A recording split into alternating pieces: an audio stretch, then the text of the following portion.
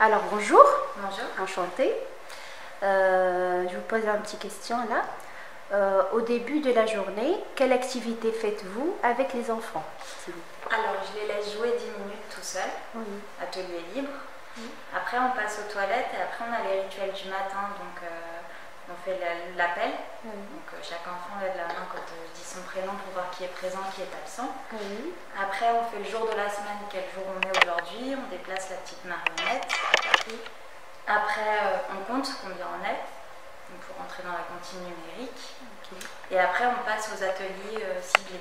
Donc là où ils sont en petits groupes et on fait des ateliers de motricité fine. Ah oui, c'est bon travail. C'est bon Voilà. travail. Travaillez-vous sur le même programme ou sur votre propre programme? Voilà. Alors, je m'appuie Avec sur les autres enseignants, vous travaillez oui, le on même tra- ou vous avez un Alors, on a propre- chacun nos bases de travail. Donc, si on travaille sur des albums ou sur des thèmes particuliers. Ok. Mais à côté de ça, on a des livrets d'ateliers communs à toutes les classes de niveau. Ok. Alors, troisième question et c'est le dernier. Lorsque l'enfant parle sa langue maternelle, comment le gérez-vous? Alors, c'est compliqué, je lui demande de répéter en français, d'essayer de comprendre ou de me montrer pour Oui. qu'il puisse aussi se faire comprendre s'il a du mal à parler en français. Et Alors, si c'est des langues que je peux parler ou comprendre comme l'anglais, oui. bah, je vais essayer de lui parler en anglais et de répéter en français pour qu'il voit comme en français on peut. Ok. Bonjour Madame Brigitte. Bonjour. La première question, c'est qu'est-ce que les enfants doivent connaître avant d'aller aux grandes sections? Alors, avant d'aller en grande section, les enfants apprennent l'alphabet en majuscule, comme c'est là-haut. Et normalement, s'ils ne connaissent pas tout l'alphabet, ils doivent au moins connaître les lettres de leur prénom, savoir écrire leur prénom. Ça, c'est au niveau de la lecture, reconnaissance des lettres, préparation à la lecture. Ensuite, écrire leur prénom, normalement, ils doivent savoir l'écrire eux-mêmes, en majuscule, avec ou sans modèle. Bon, ça dépend des enfants. En ce qui concerne les mathématiques, ils doivent savoir compter, décompter jusqu'à 5, reconnaître les chiffres et savoir les écrire, a priori dans le bon sens. Mais ça peut encore être inversé. Ensuite, repères dans le temps, repères dans l'espace, connaître les jours de la semaine. Et moi, je vais leur apprendre à connaître les jours de la semaine dans l'ordre et à dire ensuite quel est le jour qui suit celui d'aujourd'hui, demain, après-demain, hier, avant-hier. Repères dans les saisons, les connaître si possible dans l'ordre. Repères dans l'espace, au bas, dessous, dessus, ça ils doivent le connaître. Mais nous, on va pouvoir travailler sur le milieu, l'intersection, l'alternance et travailler les algorithmes, c'est-à-dire les suites, la reconnaissance des suites logiques. Qu'est-ce qu'on a d'autre? Apprendre à vivre ensemble, donc ils doivent connaître les règles de vie de la classe et de l'école en général, mais on va approfondir ça. Et puis quoi d'autre? Et puis développer leur autonomie, ils doivent pouvoir s'habiller, se déshabiller tout seuls, mettre leurs chaussures, si possible les lacer. Ça c'est un travail qu'on demande aussi aux parents de faire. Voilà, tout ce qui peut développer l'autonomie, savoir découper, coller, savoir se servir de ces outils, choisir les bons outils pour travailler. Si mon enfant il a des difficultés à l'école, on doit demander qui? Alors, à l'école maternelle, vous avez la chance de rencontrer la maîtresse tous les jours. Alors, profitez-en. Adressez-vous d'abord à la maîtresse. Si c'est un sujet plus délicat, particulier, adressez-vous à la directrice qui en informera la maîtresse. Et puis après, si vous ne pouvez pas voir l'adulte, vous servez du carnet de correspondance pour demander un rendez-vous. Voilà. Quelle classe vous enseignez? Eh ben, j'enseigne dans une classe de moyenne section pour la première année. Et avant, j'ai eu des classes de petite section. Et j'avoue que j'adore. Bonjour Cécile. Bonjour madame, Bon, on a quelques questions à vous poser. je vous écoute. Pourquoi choisir toujours la petite section? Alors moi, c'est pour des raisons personnelles. Moi j'ai moi-même mis mes enfants en crèche parentale. Donc c'est un lieu d'accueil pour les enfants avant l'école. c'est le même âge que la toute petite section. Et ça m'a beaucoup plu. Et j'ai appris beaucoup de choses sur l'accueil des 2 ans, 2 ans et demi, 3 ans à ce moment-là. Et donc je me suis dit que j'allais le réinvestir à l'école. Voilà. Ok, merci. Comment vous occupez-vous d'un enfant en difficulté dans la classe, surtout les enfants timides qui ont peur de s'exprimer en classe et qui se sentent harcelés par les autres?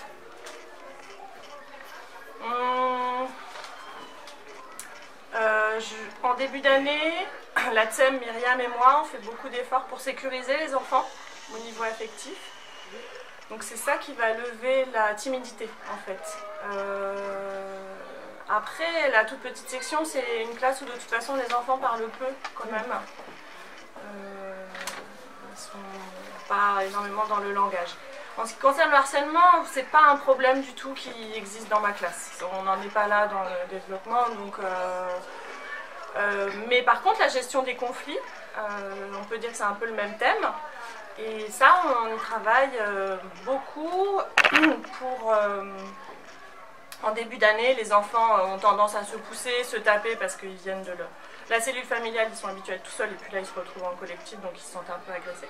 Donc ça on prend beaucoup le temps, dès qu'ils se poussent, dès qu'ils se tapent, de se baisser, de se mettre à côté d'eux et de mettre face à face celui qui a poussé et celui qui a été poussé pour celui qui a poussé comprenne qu'il a rendu triste l'autre, qu'il lui a fait mal. Et puis finalement l'agressivité en fait elle disparaît assez vite. Ça vous va? Oui, ça me va. Oui. En fait, on sait que dans tous les métiers, il y a des difficultés. Mais on aimerait savoir, est-ce que vous avez des difficultés avec les enfants ou avec les parents? Oui. C'est vrai qu'il faut que les parents soient à l'écoute et ça m'est déjà arrivé d'être un peu en tension avec des parents parce que c'est vrai qu'ils sont très nombreux. La difficulté c'est le nombre pour la toute petite section parce qu'en fait on est moins nombreux qu'en crèche, donc on n'est pas beaucoup d'adultes, donc il faut que les parents soient vraiment attentifs aux petits détails, les changes, les couches, les vêtements pratiques. Et c'est vrai que quand je dois demander plusieurs fois les choses, ça peut créer des tensions entre les parents et l'enseignant. Après, ouais, les difficultés c'est vraiment au début d'année pour la toute petite section. Parce que voilà, il faut sécuriser de nombreux enfants. Donc ça, c'est vraiment ça qui est difficile. Après, faut pas être trop fatigué, parce que ça demande quand même beaucoup d'énergie pour avoir l'écoute de tout le monde. Bon, je vous remercie de votre réponse. Je vous en prie. Et bon courage, bonne continuation. Et bonne enquête. Merci. Quel est votre travail avec les enfants? Eh ben, moi, je suis à TSEM. Le matin, quand j'arrive, à partir de 8h50, ben, j'accueille les parents et les enfants. Ben, je les aide dans les activités. Ben, je suis là pour eux. Quand il y a un enfant qui est chagrin, quand il y a du chagrin, ben, je suis là pour le consoler. Ouais, pour faire des petits câlins. Et ben, cette année, moi, j'ai la TPS.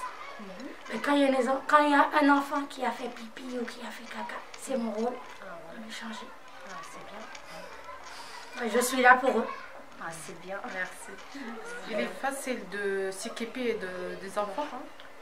Oui, mais pas tout le temps, ça dépend. Mais c'est très important parce que c'est une grande responsabilité de s'occuper des enfants des autres. Très bien, merci. Bonjour, Madame Fatia. Bonjour. Est-ce qu'on peut vous demander si l'enfant a bien mangé à la cantine? Oui, bien sûr.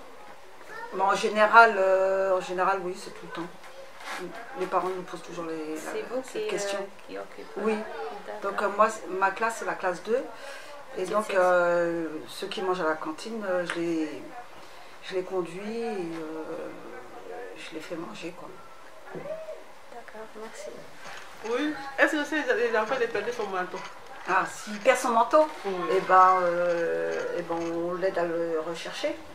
On va dans la cour ou bien dans les couloirs du bas ou les couloirs du haut. Quel est votre rôle complet dans la classe? Alors dans la classe, donc dès qu'on arrive, donc je commence à 8h. Donc je mets la classe en ordre. Ensuite à 9h moins 10, il y a l'arrivée des enfants. Donc je fais l'appel de cantine. Ensuite, on les regroupe, on les laisse un peu jouer, après on les regroupe. Après, on fait l'appel, après on les passe aux toilettes, puis après, au retour des toilettes, on passe aux activités avec l'enseignante. Merci beaucoup. Voilà. C'est gentil. Merci. Bonjour. Bonjour. Comment organiser le plateau des repas des enfants suite aux imprévus? S'il y a des imprévus, on a un stock de secours ici sur l'école. C'est souvent des raviolis, des betteraves, on a une entrée, on a un plat chaud et on a un dessert. Du coup, on a un stock de secours ici au cas où il y a des imprévus. De combien? Pardon? De combien? Pour suffisamment à l'effectif total de l'école. Comment se préparent les plateaux des repas des enfants avec des allergies, les végétariens, ainsi que les enfants qui ne mangent pas de viande ou pas? D'accord, alors ça c'est des cas PAI. D'abord ils doivent passer par un médecin et nous ramener une preuve comme quoi c'est des enfants qui ne peuvent pas manger les repas faits à la cantine. Et du coup c'est les parents qui ramènent leur repas en fonction de leur allergie. Et à ce moment-là, par contre, la procédure que la référente elle prend quand elle reçoit la marchandise, la livraison pour la cantine, ça sera pareil. Ça veut dire la température, il faut que ça soit conforme, il faut que tout soit couvert. Il ne faut pas que ça dépasse la température de la nourriture qui ramène les parents, que ça dépasse 10 degrés par exemple, sinon ça sera un refus. Et une fois dans l'office, en fait, on enlève tout du sac, par exemple. Et ici, je vous montre. Par exemple, personnellement, moi j'ai mis ça pour les PAI. C'est ici où je mets le repas PAI, je les mets de côté là-bas. Et une fois c'est le midi, il faut donner à manger. Il y a une feuille spéciale pour cet enfant. Une feuille spéciale. Je prends la température avant et après d'avoir chauffé au micro-ondes. Et on a un micro-ondes spécialement pour les PAI. Bonjour. Bonjour. Et quel est votre travail? Je suis agent. Ok. Alors nous, notre rôle, c'est de bien veiller sur les enfants, sur tout ce qui est nettoyage, à ce que l'école soit bien propre, sur la sécurité des enfants. Et puis voilà. Merci. À quelle heure vous commencez et finissez le travail? Alors c'est une semaine sur deux, une semaine de 7h à 14h et une semaine de 11h à 18h. Bonjour monsieur Didier. Bonjour madame. En fait, on voulait vous poser quelques questions en rapport à votre travail. On voulait vous conseiller en tant que responsable, comment bien gérer votre équipe. Comment je gère mon équipe? Ouais. J'ai plusieurs équipes. En fait, je suis responsable de secteur, donc je gère toutes les écoles du secteur, Boissière. Donc ça fait environ 80 personnes. Et je passe un petit peu partout. Et puis je vérifie que chaque chose se fait en temps et en heure. Voilà. Quelles sont les difficultés dans votre travail?